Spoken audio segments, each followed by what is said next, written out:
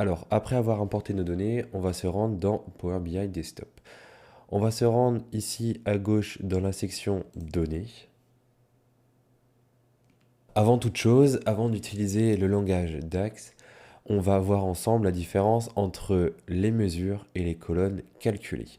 Donc ça va être assez rapide puisqu'on va le voir dans la pratique juste après, mais je voulais vous donner une petite définition pour que ce soit plus clair dans un premier temps pour vous. Alors, la définition d'une colonne calculée.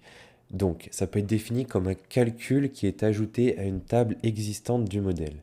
Mais au lieu de provenir de la source de données de base, la colonne est calculée après, donc avec une expression DAX. Alors que concernant la mesure, c'est un calcul qui se fait également avec une expression DAX, mais le calcul ne se fait pas nécessairement sur toutes les lignes, contrairement à la colonne calculée. Par exemple, si je veux sommer certaines lignes, je mets la mesure dans le champ valeur d'une visualisation. Donc, ce que je peux vous dire, c'est que la mesure est, dans la mesure du possible, à utiliser plus souvent que la colonne calculée. Et on va le voir pourquoi. Et c'est notamment à cause du poids du fichier, étant donné que la colonne sera physiquement stockée dans le fichier, donc le poids va augmenter, alors que la mesure, quant à elle, ne prend pas de place et utilise plutôt la puissance du processeur pour effectuer ces calculs. Donc c'est plutôt quelque chose d'important. On a donc accès à la création d'une nouvelle mesure ici avec l'icône calculatrice nouvelle mesure, alors que pour la colonne, c'est ici avec le petit tableau et nouvelle colonne.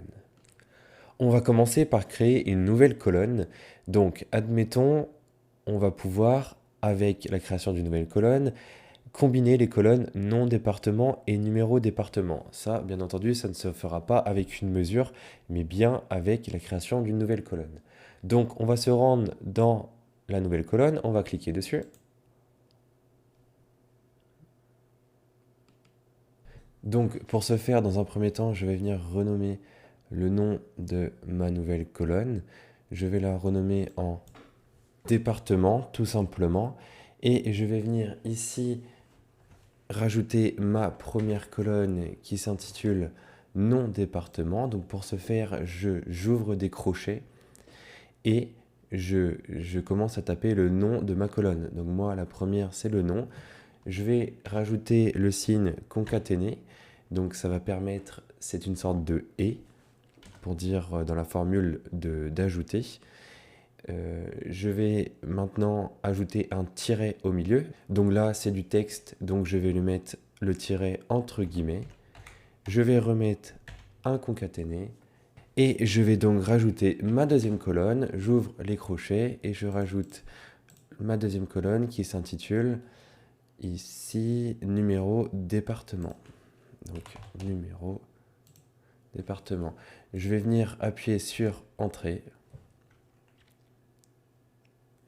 Et on a donc une nouvelle colonne qui est venue s'incrémenter ici tout à droite de ma base avec comme nom département, c'est ce qu'on a mis ici. Et on a bien le nom du département, donc pour ma première ligne Ardennes. On a le tiret qui est venu s'incrémenter aussi, s'ajouter entre le nom et le numéro. Et on a le numéro qui est venu se mettre à la fin. Et donc ça résume bien l'utilité de la création d'une colonne. On a ici ajouté dans notre table une nouvelle colonne avec le même nombre de lignes que mes autres colonnes. Et la colonne, comme je vous ai dit dans la définition, est bien ici physiquement stockée dans Power BI. Maintenant qu'on a vu un exemple pour créer une colonne calculée, on va venir créer ici une mesure. Donc pour la mesure, je veux par exemple la somme de mon chiffre d'affaires qui ne sera pas dans une nouvelle colonne, mais qui sera ici dans champ. On aura la mesure du total de mon chiffre d'affaires pour tous mes produits et toutes mes villes. Donc pour ce faire, je vais revenir ici dans outils de table. Je vais aller dans nouvelle mesure, je clique dessus. Je vais venir renommer ma mesure en CA total est égal à, donc ici c'est une somme, donc on va utiliser la fonction SUM pour somme en anglais, puis je vais venir inscrire le nom de ma colonne qui est ici chiffre d'affaires. Voilà. Et je vais venir ici fermer la parenthèse et j'appuie sur Entrée. Ici, comme vous pouvez le voir, contrairement aux colonnes calculées, à la colonne calculée précédemment, cette mesure n'est pas venue s'incrémenter dans ma table, à droite ici comme la colonne créée, mais est dans mes champs. Avec ici le CA total, on a une petite calculatrice pour nous indiquer que c'est ici une mesure qui a été créée. Alors que pour les colonnes, on a comme icône un petit tableau avec FX devant le tableau. On va venir ici créer un petit histogramme pour l'exemple. Donc je vais ici revenir dans ma section rapport. Je vais sélectionner un histogramme empilé par exemple. On va venir le mettre au milieu. Et donc on va venir ajouter mes départements ici dans l'axe. Donc ici ça va concerner nos départements créés avec le nom plus le numéro. Et dans mes valeurs, je vais venir ici déplacer la mesure que je viens de créer qui concerne le chiffre d'affaires total.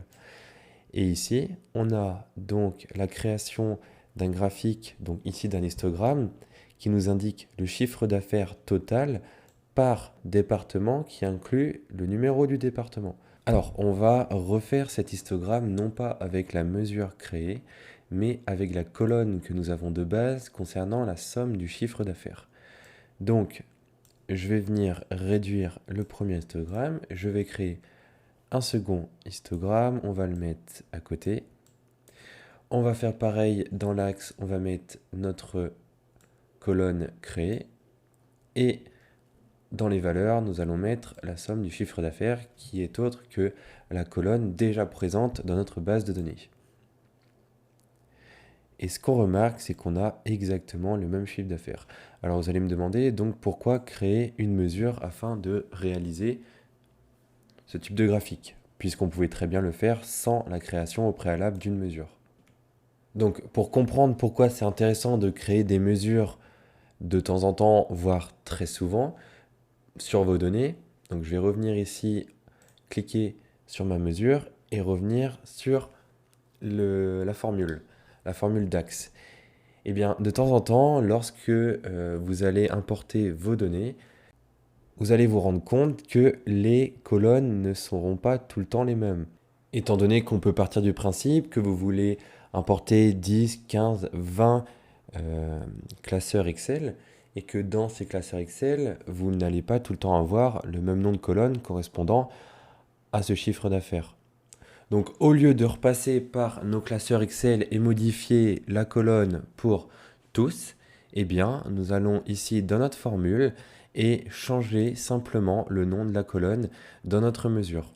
Et enfin, comme je vous en ai parlé au début dans les définitions, nos mesures ne sont pas stockées ici dans les données. On a bien juste les colonnes calculées qui sont physiquement stockées ici dans notre table.